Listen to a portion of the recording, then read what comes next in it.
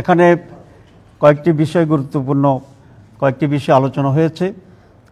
তার ভিতরে আজকে দুর্নীতি রোধ যে কমিশন আছে, অ্যান্টি কারাপশন কমিশন, তার রিপোর্টের উপরে আলোচনা হয়েছে।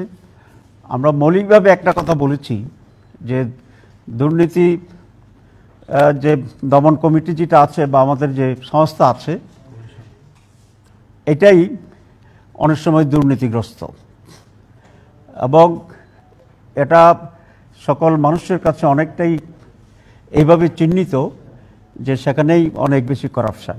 আমরা সেই জন্য একটি দুর্নীতি দমন কমিশন এবং তার আওতাধীন একটা ওয়াচ ডগের মতো কাজ করবে একটা কাউন্সিল করার জন্য আমরা প্রস্তাব দিয়েছি। সেখানে একটা টাস্কফোর্স থাকবে এবং সেই টাস্কফোর্স দুর্নীতিগুলোর উপরে তদন্ত করবে এবং যারা দোষীটাকে চিহ্নিত করবে এবং এটার সাথে জড়িত যারা থেকে প্রাইমারি একটা পানিশমেন্টের আওতায় তারা আনতে পারবে।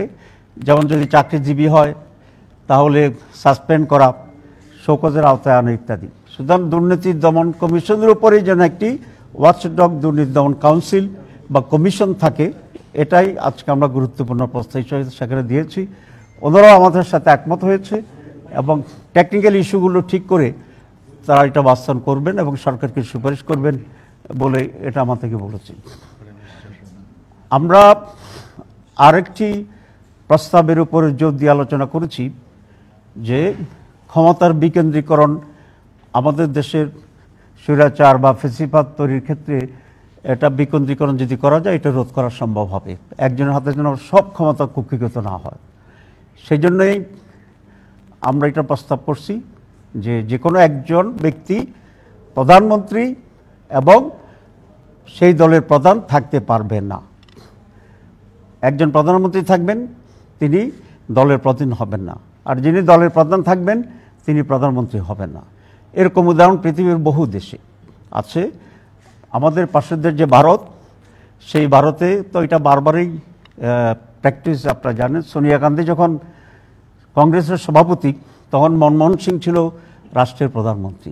আজকেও যে মোদি সাহেব আছেন তিনি কিন্তু পার্টির চিফ না, উনি প্রধানমন্ত্রী, তার পার্টির চিফ আরেকজন।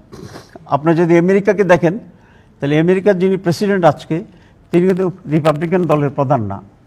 সুতরাং সারা দুনিয়াতে এই ব্যালেন্স অফ পাওয়ারটা আছে। তো আমরা এই প্রস্তাব করেছি যে একজন প্রধানমন্ত্রী এবং পার্টি চিফ দুইটা একসাথে থাকতে পারবেন না। গত মিটিংয়েও আমরা কিছুটা ইঙ্গিত দিয়েছিলাম, আজকে এটাকে আমরা আরও ইন্টেন্সিফাই করেছি এবং এটাকে আমরা খুব ক্লিয়ারলি আজকে আলোচনা করেছি। ওনারাও আমাদের সাথে একমত হয়েছে যে একজন ব্যক্তি দুইবারের বেশি প্রধানমন্ত্রী থাকতে পারবেন না, অর্থাৎ তিনি 10 বছরের বেশি কোনো ব্যক্তি প্রধানমন্ত্রীর পদে অধিষ্ঠিত হতে পারবেন না সমগ্র জীবনের ভিতরেই। উনি যদি আরও বেঁচে থাকেন, অনেক সময় থাকেন, আল্লাহ হায়াত দেখে দোয়া করি, কাল্পনিকভাবে যিনি এরকম হবেন আর কি, কিন্তু উনি দুইবারের বেশি আর প্রধানমন্ত্রী থাকতে পারবেন না। তাতে করে একটা ব্যালেন্স হবে যে এমন কিছু কাজ উনি করবেন না হয়তো যে কাজের জন্য উনি ঘৃণিত হবে এবং মানুষের কাছে প্রশ্নবোধক হবে। আমরা নির্বাচনের বিষয়ে আরেকটু আলোচনা করেছি যেটা খুবই গুরুত্বপূর্ণ। সেটা যে আপনারা জানেন যে গত 15 বছর বা তার আগেও নির্বাচন কমিশনের দায়িত্ব যেটা ছিল সুষ্ঠু নির্বাচন, তারা করেনি বা করতে পারেনি। এর অন্যতম প্রধান কারণ হচ্ছে আমাদের বিদ্যমান আইনে নির্বাচন কমিশনারদের ত্রুটি বিচ্যুতি এবং তাদের ভুলভ্রান্তির জন্য খুব বেশি শাস্তির কোনো সিস্টেম আমাদের দেশে নেই। আমরা এবার বলেছি যে তাদেরকে ইলেকশন কমিশনার যারা আছেন তাদেরকে চাকরিকালীন সময়ে তো সুপ্রিম জুডিশিয়াল কাউন্সিল তাদের উপরে শাস্তি নিশ্চিত করতে পারেন এবং সেটাকে তারা ইনভেস্টিগেট করতে পারেন। কিন্তু আমরা বলেছি যখন তাদের চাকরি চলে যাবে, মেয়াদ শেষ হবে, তখন কোনো আইনের আওতায় তারা থাকে না। এবার আমরা প্রস্তাব করছি তাদের জন্য একটি আইনের সংশোধন করে জবাবদিহির আওতায় আনতে হবে এবং নির্বাচন কমিশন থেকে রিটায়ার করার পরেও তাদেরকে শাস্তির আওতায় আনতে হবে। এই জন্য প্রয়োজনীয় আইনের সংশোধন করা দরকার। তো these are very 3 important agenda আমরা ডিসকাস করেছি এবং ইলেকশন কমিশনও আমাদের রিফর্মস কমিশনও আমাদের সাথে একমত পোষণ করেছেন। এনসিসি গঠন বিষয়ে আমরা নীতিগতভাবে একমত, কিন্তু যে ফরম্যাটটা দেওয়া হয়েছে সেখানে আমরা কিছু অ্যামেন্ডমেন্ট এনেছি।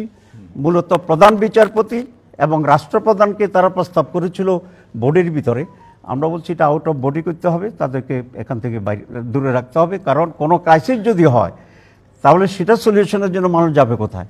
Either head of the judiciary, supreme chief বিচারপতি অথবা president to face the crisis. এই জন্য এই দুটার নামকে ওই কমিটির ভিতরে কনস্টিটিউট করার ব্যাপারে আমরা আপত্তি করেছি। Thank you very much.